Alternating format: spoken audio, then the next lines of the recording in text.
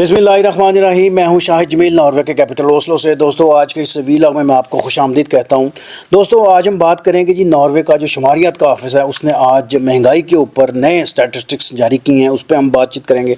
इसके अलावा पिछले सालों में क्या मवाजना है वो आपके सामने रखूँगा। इसके अलावा इस साल 2 दफ़ा ऑफिशियली यहाँ पर महंगाई अनाउंस हुई है, वो कौन सा टाइम फ्रेम है उस पर मैं बात करूँगा। और जो सबसे ख़ास बात है वो ये है कि फूड आइटम्स में कौन कौन सी ऐसी चीज़ें हैं जहाँ पर वो उसका इम्पैक्ट हमें नज़र आ रहा है या ऑफिशियली जहाँ पे अनाउंस किया गया है कि ये चीज़ें जो है ना वो महंगी हो रही हैं या महंगी हो जाएंगी। तो आज का वीलॉग इसी टॉपिक पे मुहित है जी। मेरी आपसे रिक्वेस्ट है कि आप चैनल को सब्सक्राइब भी कीजिएगा और दोस्तों तक भी ये ज़रूर वीडियो शेयर कीजिएगा। तो चलिए शुरू करते हैं जी आज का अपना तफसीलन वीलॉग जी।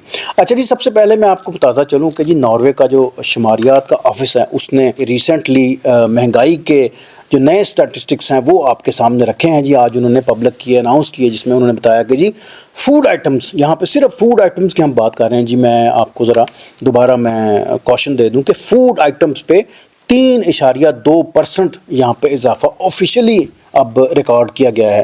और मैं आपको बताता चलूँ कि यहाँ नॉर्वे में 2 दफ़ा महंगाई जो है वो ऑफिशियली अनाउंस हो चुकी है इस साल। पहली दफ़ा यहाँ पे जब अनाउंस हुई वो थी 1 फरवरी को, और अब दूसरी दफ़ा जो महकमा शुमारियात ने जो काउंट किया है या जो उनके स्टैटिस्टिक्स हैं वो कह रहे हैं जी कि 3.2% फूड आइटम्स पे महंगाई हुई है। और इसका इतलाक़ है जी 1 जुलाई से फूड आइटम्स पे 3.2% जो है वो ऑब्ज़र्व की गई है महंगाई।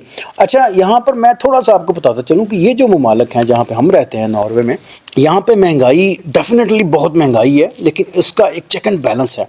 गवर्नमेंट जो है या गवर्नमेंट के जो इदारे हैं वो इसको बड़ा डेली या वीकली या मंथली उसको चेक एंड बैलेंस उसका रखते हैं। ये थर्ड वर्ल्ड कंट्रीज़ की तरह नहीं है, या स्पेशली पाकिस्तान की तरह नहीं है। जब आप देखा जाए कि जी पेट्रोल में अगर 5 रुपये या 10 रुपये इजाफा हुआ है तो उसका इम्पैक्ट जो है वो लोग अपनी मर्ज़ी से नहीं वो करना शुरू कर देते। यहाँ पर चेक एंड बैलेंस है और इदारे बड़े संजीदगी के साथ उसको कंट्रोल करते हैं, तो ये बड़ी इंपॉर्टेंट है। अच्छा, मैं बताता चलूँ कि इस साल जो सबसे ज़्यादा महंगाई जो काउंट हुई है वो देखने को मिली है वो है जी जून और जुलाई के महीने में यहाँ पर सबसे ज़्यादा महंगाई देखने को मिली है। ये स्टैटिस्टिक्स का जो डिपार्टमेंट है उसका कहना है। अच्छा जी, इसके अलावा जो सबसे ख़ास बात है जो के सामने मैं रखना चाहता हूँ कि वो कौन से फूड आइटम्स हैं जिसमें सबसे ज़्यादा महंगाई जो है वो नज़र आ रही है जी हमें। हम चूँकि यहाँ रोज़मर्रा जब ग्रॉसरी पे जाते हैं तो हमें भरपूर अंदाज़ा लगता है कि जो 10 की थी वो 12 की होगी, जो 12 की है वो 16 की होगी, जो 16 की है वो 20-22 की होगी। डेफिनेटली उसका जो है ना वो ग्रेजुअली हमें उसमें इजाफा हमें नज़र आता है। जो शुमारियात का ऑफिस है उसने जो स्टैटिस्टिक्स निकाले हैं कि कौन सी ऐसी फूड आइटम्स हैं जिसमें सबसे ज़्यादा इजाफा देखने को मिला है, तो सबसे ज़्यादा जो इजाफा मिला है जी वो है जी पनीर पे यहाँ पर इजाफा देखा गया। इसके अलावा दही है, दूध के मतलब जितनी आइटम्स हैं उस पर इजाफा नज़र आया जी। इसके अलावा चॉकलेट्स या उसके अलावा जितनी जो मीठी चीज़ें हैं उसमें इजाफा देखने को मिला है। साथ में उन्होंने कहा है कि सब्जियां और फ्रूट पे भी बहुत ज़्यादा जो है वो इजाफा देखने को मिला है। और आखिर में उन्होंने कहा है जी कि गोश्त और उसके मुतल्लिक़ जितनी चीज़ें हैं उसमें भी कीमतों में भरपूर इजाफा हुआ है। तो डेफिनेटली हम यहाँ पर ज़ाहिर है जब डेली रूटीन में जब शॉपिंग करते हैं तो हमें भरपूर अंदाज़ा है कि जब एक कुछ हफ्ते पहले वो 100 की थी, अब 105 या 110 की है यहाँ पर। बल्कि हम रोज़मर्रा हम देखते हैं कि अगर हम बिल्कुल आलू प्याज टमाटर भी अगर लेने जाते हैं यहाँ पर तो उसका भी हमें डेफिनेटली पता चलता है कि कीमतों में इजाफा हुआ। लेकिन और यहाँ पे उस तरह की महंगाई नहीं है कि लोग अपनी मर्ज़ी से उसकी कीमतें रखते हैं। ज़ाहिर है एक यहाँ पे शुमारियात का ऑफिस है, उसको जो कीमतों को कंट्रोल करता है, जो गवर्नमेंट के जो अथॉरिटीज़ हैं वो इसको कंट्रोल करती हैं।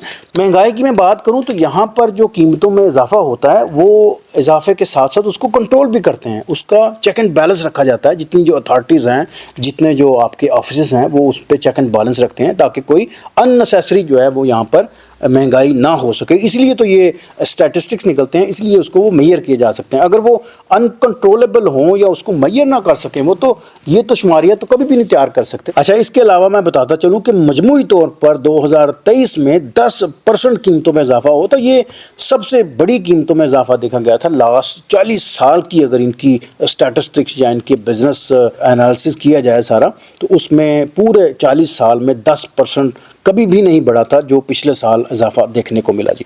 तो ये सारी स्टोरी है जी यहाँ की। अब मैं थोड़ा सा आपको बताता चलूँ कि अगर यहाँ पर महंगाई बढ़ती है तो साथ में तनख्वाहों का परसेंटेज भी बढ़ता है, लेकिन वो इतना ज़्यादा तो नहीं बढ़ता कि जी वो उसको कवर कर सके। लेकिन गवर्नमेंट यहाँ पर हर साल जो है वो कुछ ना कुछ बोनस या कुछ ना कुछ परसेंटेज वो आपकी तनख्वाहों में भी बढ़ाती है, वो चाहे 1% है, 2% है, 10% है, किसी भी लेवल पे वो आपको उसका वो बेनिफिट ज़रूर मिलता है। यहाँ पर जो घरों की कीमतें हैं उसमें भी इजाफा देखा गया है, यहाँ पर जो इंटरेस्ट रेट है बैंकों का उसमें भी इजाफा देखा गया है।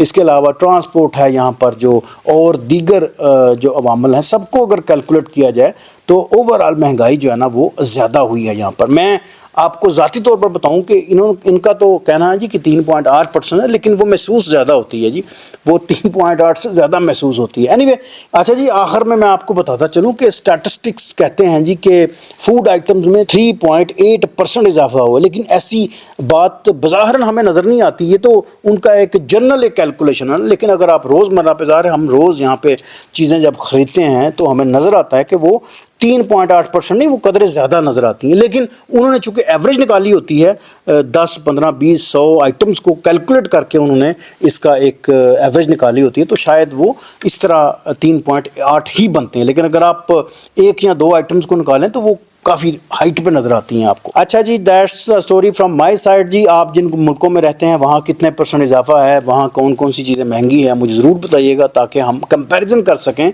कि यहाँ पर कितनी महंगाई है और कौन से आइटम जहाँ पे हमें महंगे नज़र आते हैं। यूरोप में या पाकिस्तान में कौन से ऐसे आइटम्स हैं जो स्पेशली ज़्यादा महंगे नज़र आए हैं जी हमें। तो मुझे दीजिए इजाज़त, इंशाल्लाह मिलते हैं जी किसी और वीडियो में। Thank you for watching.